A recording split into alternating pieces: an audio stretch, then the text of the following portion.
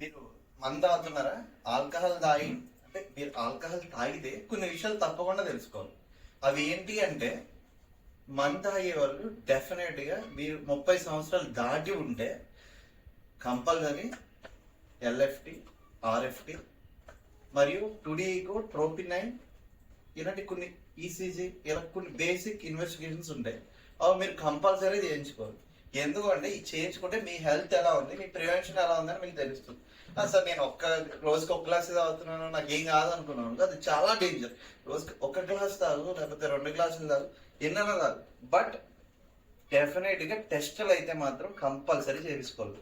అది నీకు clinics limited, private limited వారు ఇండియాలో ఎక్కడైనా సరే, గుజరాత్, రాజస్థాన్ లేదా ఆంధ్రప్రదేశ్ లో తీసుకుంటే మన తిరుపతి, రాజమండ్రి, కాకినాడ, అమలాపురం, హైదరాబాద్, విజయవాడ, వైజాగ్ సిటీస్ లో నీకు 2500 రూపాయలకి టెస్ట్లన్నీ చేస్తుంది. ఎందుకు అంటే prevention health is better than cure. అలానే ఇంకొక విషయం ఏంటంటే, insurance is a very big fraud India. ఎందుకు అంటే ఇన్సూరెన్స్ చాలా మేజర్ ఇష్యూ ఇక్కడ, చాలా ఇంపార్టెంట్. నీకు బీపీ ఉంది, డయాబెటిక్ ఉంది అనుకో, ఇన్సూరెన్స్ తీసుకున్నావు అనుకో. ఇన్సూరెన్స్ తీసుకుంటే ఏమవుతుంది? బీపీ ఉన్నప్పుడు అంటే కొన్ని మేజర్ సర్జరీస్ కి, లేదంటే ఇప్పుడు ఫర్ ఎగ్జాంపుల్ క్యాటరాక్ట్ సర్జరీలు ఇలాంటివన్నీ కూడా కూలింగ్ పీరియడ్ అంటే 3 years తర్వాత కానీ నీకు అప్లికేబుల్ అవ్వవు. ఇంకొక విషయం ఏంటంటే, చాలా ఇన్సూరెన్స్ వాళ్ళు సార్ తక్కువ ప్రీమియం సార్, మీకు 10 లక్షలు కవరేజ్ సార్, కట్టేయండి సార్, మీకు ఎందుకు సార్ అంటారు. నువ్వేం చేస్తావు? తక్కువ ప్రీమియం కదా అని కట్టేస్తావు. కాకపోతే తక్కువ ప్రీమియంతో వచ్చిన ప్రాబ్లం ఏంటంటే, నీ ఇంట్లో 5 ఉన్నారు అనుకో, 5 2 10 లక్షలు అనుకో, నీకు ఇన్షూర్ చేసిన అమౌంట్ 10 లక్షలు అయితే పర్ పర్సన్ కి 2 లక్షలు మాత్రమే క్లెయిమ్ అవుతుంది. అది నువ్వు బేసిక్ గా ఫస్ట్ డే నువ్వు అడిగి ఇన్సూరెన్స్ వాడిని ప్రీమియం కట్టు. ఇది మ్యాండేటరీ. మేము 5 ఉన్నాం కదా, 5 ఇప్పుడు ఫర్ సపోజ్ నువ్వు అడ్మిట్ అయ్యావా అనుకో, నీకు 5 లక్షలు అయింది అనుకుందాం బిల్ ఒక హాస్పిటల్లో. 5 లక్షలు అంటే నువ్వేమనుకుంటావు, 10 లక్షలు నాకు క్లెయిమ్ ఉంది కదా అంటే 5 లక్షలు పోతే ఇంకా 5 లక్షలు ఉంటాయి. మళ్ళీ నువ్వు డిశ్చార్జ్ అయిపోయాక మళ్ళీ 5 లక్షలు అందులో కలిసిపోతే 10 లక్షలు అవుతుంది అని అనుకుంటావు. బట్ కానే కాదు. అది డెఫినెట్ గా నువ్వు అడిగి తెలుసుకో. ఎందుకంటే మీ ఇంట్లో 5 ఉంటే 5 2 10 అంటే నువ్వు 3 లక్షలు హాస్పిటల్ కట్టాల్సి ఉంటుంది కంపల్సరీ. అందులోనే మళ్ళీ కో పేమెంట్స్ ఉంటాయి. కాబట్టి నేను ఇన్సూరెన్స్ గురించి మీరు తెలుసుకోవాలి, అందులో డెప్త్ ఆఫ్ నాలెడ్జ్ మీకు కావాలి అనుకుంటే డెఫినెట్ గా కామెంట్ చేయండి. నేను ఏ ఇన్సూరెన్స్ గురించి అయినా మీకు చెప్తాను. అది బజాజ్ హెల్త్ ఇన్సూరెన్స్ అవ్వచ్చు, ఐసిఐసిఐ ల్యాంబోర్గినీ అవ్వచ్చు, లేకపోతే హెచ్డిఎఫ్సి అవ్వచ్చు, ఏ ఇన్సూరెన్స్, ఎనీ ఇన్సూరెన్స్ గురించి మీకు డౌట్స్ ఉంటే డెఫినెట్ గా మీకు డౌట్స్ ఉన్నా లేకపోయినా నేను అవేర్నెస్ అనేది మీకు కల్పిస్తాను. ఎందుకంటే ఇన్ ఫ్యూచర్ లో అన్ని ఇన్సూరెన్స్ మీద డిపెండ్ అయ్యి ఉంటాయి.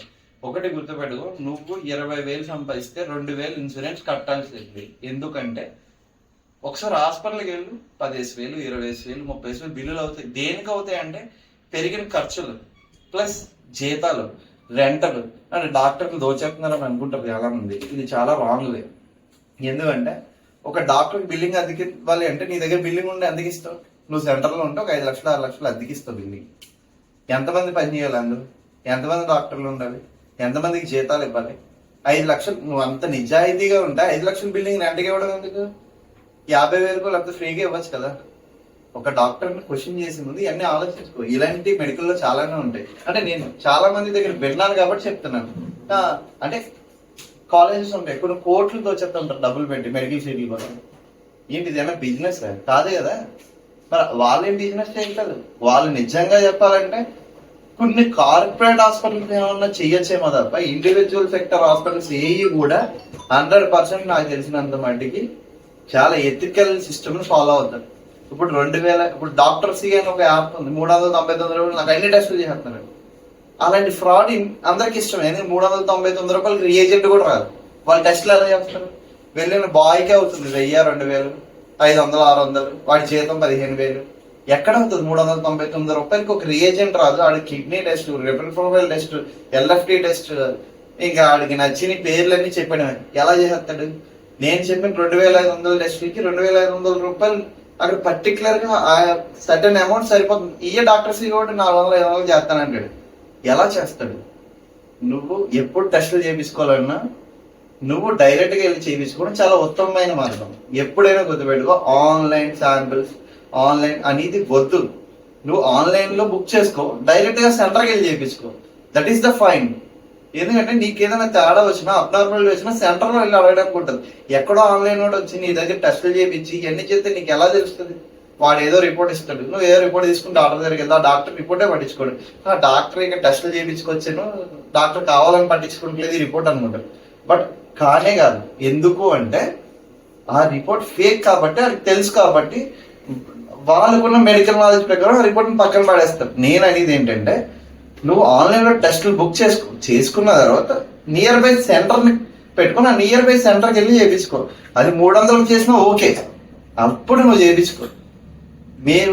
నేను లాస్ట్ అండ్ ఫైనల్ గా చెప్పేది ఏంటంటే నీకు 30 సంవత్సరాలు దాటి ఉంటే నువ్వు అమ్మాయి అయినా అబ్బాయి అయినా కానీ వీడియో చూస్తుంది ఎవరైనా కానీ డెఫినెట్ గా ఈ టెస్టులు చేయించుకోండి. ఎందుకంటే 30 years తర్వాత హెల్త్ అనేది చేంజ్ అవుతుంది పక్కాగా. Thank you very much. మీ బోస్ స్నేహితులు.